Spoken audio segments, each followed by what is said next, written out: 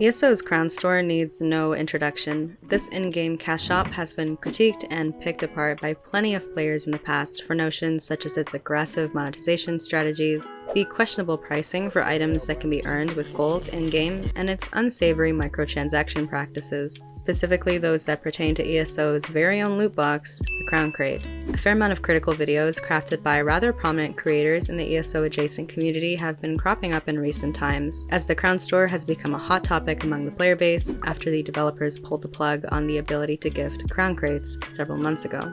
And why was this decision such a big deal? In short, a lot of the grievances that players have with the Crown Store can be boiled down to one simple statement. All of these really cool items cost real-life money, and there aren't enough earnable rewards that can be obtained by actually playing the game. But here's the thing, in a roundabout way, you actually can earn Crown Store items by playing the game. And no, I'm not even referring to the Seals of Endeavor system that'll have you doing daily tasks for a year and a half to be able to afford a Crown Crate mount. I'm talking about earning gold, something that I'm fairly familiar with. Hi, welcome to the channel. A lot of the different kinds of activities that ESO has to offer reward you with gold if you also partake in the game's trading systems. For example, completing veteran dungeons can provide you with fashionable motifs that can be sold to other players. PvPing in Cyrodiil, IC, or Battlegrounds rewards you with alliance points, which can be cashed in for a plethora of items that can then be sold off for gold. You can complete daily and master writs, you can dig up treasures, you can farm materials, you can sell your body in Riften, the list goes on. And I've dedicated a lot of the videos on my channel to this exact subject. You can then take this gold that you've earned from playing the game and purchase Crown Store items from another player. This is a TOS-friendly practice that has been very prevalent in ESO. Interested buyers may consult trusted friends, guildies, or even Crown Exchange services, like the Tamriel Crown Exchange on PCNA, for their Crown Store needs. The interested buyer simply trades a sum of gold to the Crown seller, and then the Crown seller gifts the buyer the item from the Crown Store that they were looking to buy. So in this silly, convoluted, roundabout way, you actually can earn those sweet Crown Store items just by playing the game. To reiterate, by playing ESO, you earn items that can be turned into gold and sold for gold, or you can sell services such as carries or ERP for gold, and then you can take that gold and buy items from the Crown Store by way of a Crown Exchange, creating a link between playing the game and earning Crown items. That is, until recently. I stayed quiet when Crown Crate gifting was initially disabled, as I felt that anything that I thought about the situation at hand had already been articulated somewhere by someone, and what could we really do about it after all? Sure, we could express our disdain to the developers about this whole predicament, and while that feedback can prove to be valuable when it comes to ZOS's communication efforts with the player base, the feedback is likely not going to solve the actual issue at hand. To be fair, the community isn't even entirely aware of what's going on. And it was just Crown Crates after all. At least players could still gift and likewise use gold to purchase plenty of other Crown Store items like old chapters, zone and dungeon DLCs, cosmetics, Crown exclusive furnishings, homes, alliance change tokens, among other things. Until today, that is. Well, not the day that you're watching this video, the day that I'm writing this script, you get what I mean. On September 1st, ZeniMax Online Studios announced that they would be pausing in-game Crown Store gifting for the foreseeable future. This decision was made, quote-unquote, due to ongoing fraudulent behavior, the same reason why Crown Crate gifting was disabled several months ago. ZOS has been fairly tight-lipped about what exactly is going on behind the scenes that have warranted these drastic measures, but given the nature of the situation, we can come to our own conclusions as to why that may be. In fact, there's been a lot of speculation about what is really going on, but you won't find any of that tinfoil condom shit here. I ain't about that. Let's get back to the Crown Store. This recent development means that nothing in the Crown Store can be gifted. Nothing in the Crown Store can be purchased with gold by way of a Crown Exchange transaction or service. This means that it is no longer possible, for the time being, to earn any of these neat Crown Store items or features just by playing the game, and likewise earning gold. When I heard about this, I went from shack asleep to real shit. A lot of ESO players have expressed that they play this game to collect cosmetics, homes, furnishings, mounts, and other related items. Because a lot of the neatest items in the game are Crown Store exclusive, that means that these same players are also interested in the trading aspect of the game, to earn gold, to be able to buy Crown items through an exchange. A lot of players who are interested in trading are also just really interested in playing the game. These two notions often go hand in hand. I've always talked about how understanding PvE and PvP trends and being in tune with how people play ESO is a really beneficial skill to have when it comes to trading and earning gold efficiently. Plus, you can sell the little goodies that you earn while playing for some gold. The removal of the possibility to obtain these crown store items with gold, even though it is just a temporary measure, has made it such that these players have far fewer reasons to trade in ESO, or even play ESO. The ESO player base has already been decreasing in numbers in recent times for fairly understandable reasons. Some excellent, groundbreaking games have been coming out, and a lot of players are spending their free time playing those games instead of ESO, which is fair. I mean, I had to make a whole ass Baldur's Gate 3 thread in my community Discord server for all the gamers in my community that would rather ERP with a bear or whatever the fuck you do in that game than play ESO because they've been so enthralled by it. Fewer people playing ESO can have some significant effects on other aspects of the game. I can offer some insights on how the trading scene has and can be affected by a declining player base, as well as the inability to purchase crown store items with gold, a notion that can further contribute to this declining player population. The ESO economy cannot grow in these conditions, so a lot of traders have been impacted by this. Sales are just not what they used to be, since there are fewer players playing, and likewise, looking to buy items. The prices of many items have decreased in light of this. This can even hinder a guild's ability to pay for their trader if guildies aren't earning as much gold and contributing as much of it as they used to.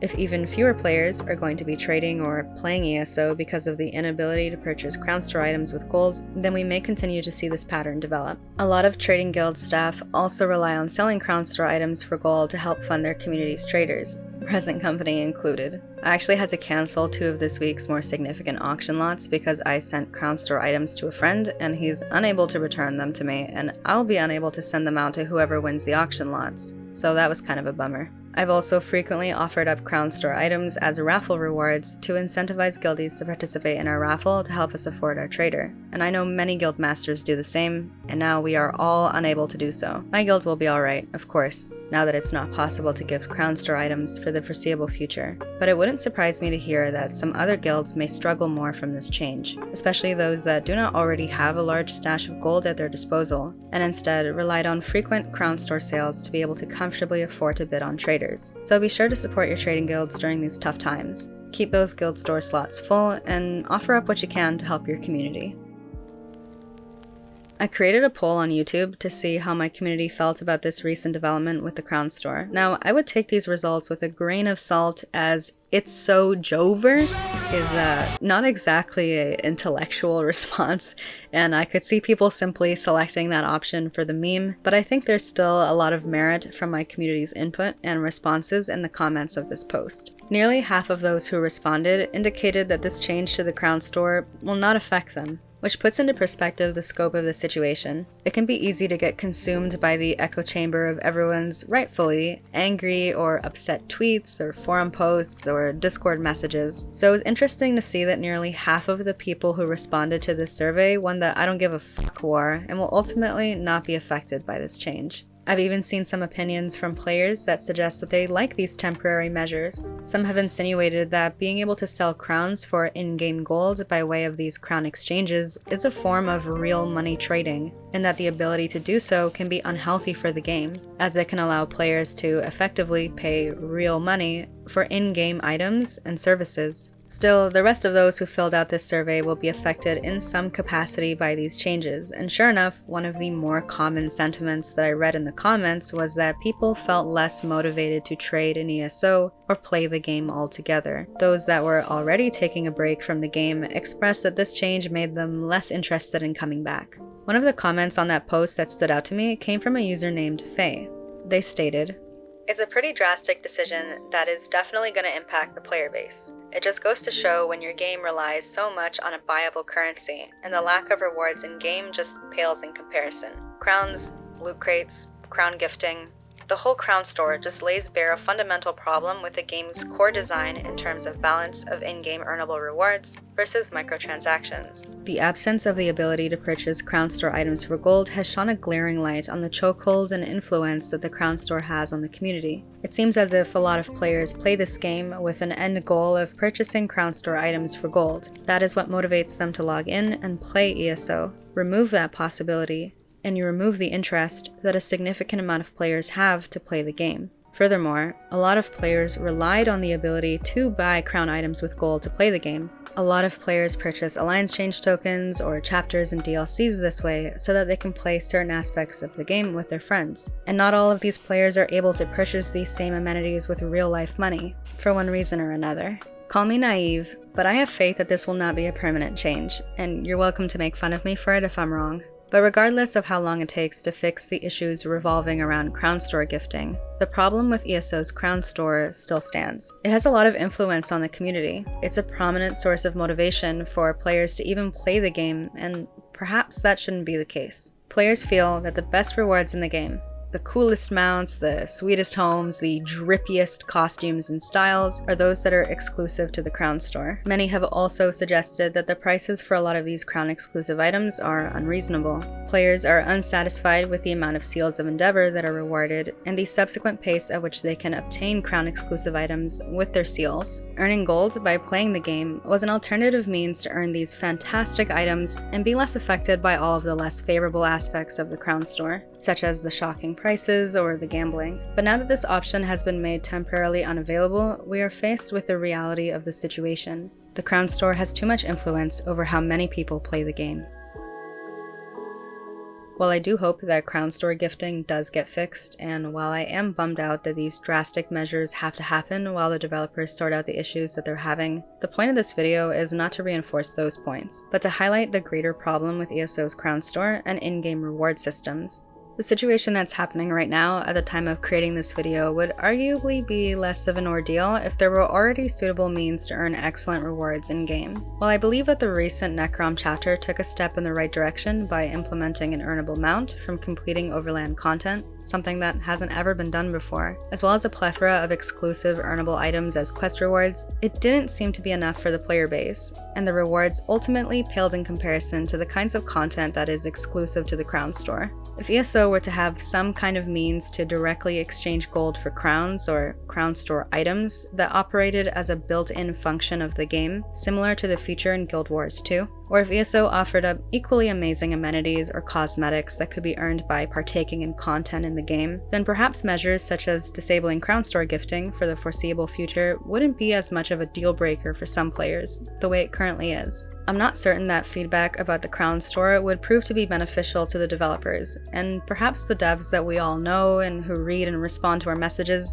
don't even have any influence over how the Crown Store functions. In retrospect, the community has been sharing their disdain for the ways in which the Crown Store operates for years now, and we haven't seen any improvement on that front. Instead, I would advise that you all continue to share your feedback with the developers concerning the in-game reward system, especially if earning excellent rewards is a factor that encourages you to play the game. What kind of rewards would you like to earn, and how would you like to be able to earn them? I know I'd personally love to see more PvP-related rewards. PvEers get dope mounts when they complete trial trifectas. Maybe PvPers could get a mount after completing some equally impressive feat. More tradable PvP rewards, akin to the motifs that you can get from completing PvE content, would also be sweet. Updating the Battlegrounds rewards so that they are more in line with the kinds of rewards that you get from daily dungeons or even other forms of PvP would be sweet too. I think it's pretty silly that a daily Battleground still rewards you with a singular transmute crystal, and the BG exclusive PvP sets are pee-pee poo-poo to put it in scientific terms. I could see rewards such as these being factors that would encourage more players to get into PvP or continue to PvP to work towards earning these kinds of rewards. Here's to hoping that what we observed with Necrom is the first step towards a future for ESO that has more earnable rewards that can encourage players to play the game. We shouldn't be playing it because of what we can get out of the Crown Store, but I absolutely do not fault those of you who do. It's entirely understandable why that's the case for many, and it's understandable that so many aren't interested in playing ESO now that it is temporarily not possible to obtain crown items with the gold that you earned from playing the game. Thank you for listening to my TED Talk. Thank you to the gamers in the audience that go the extra mile in supporting my content creation endeavors by way of becoming a YouTube member, and I'll see you in the next video. Cheers.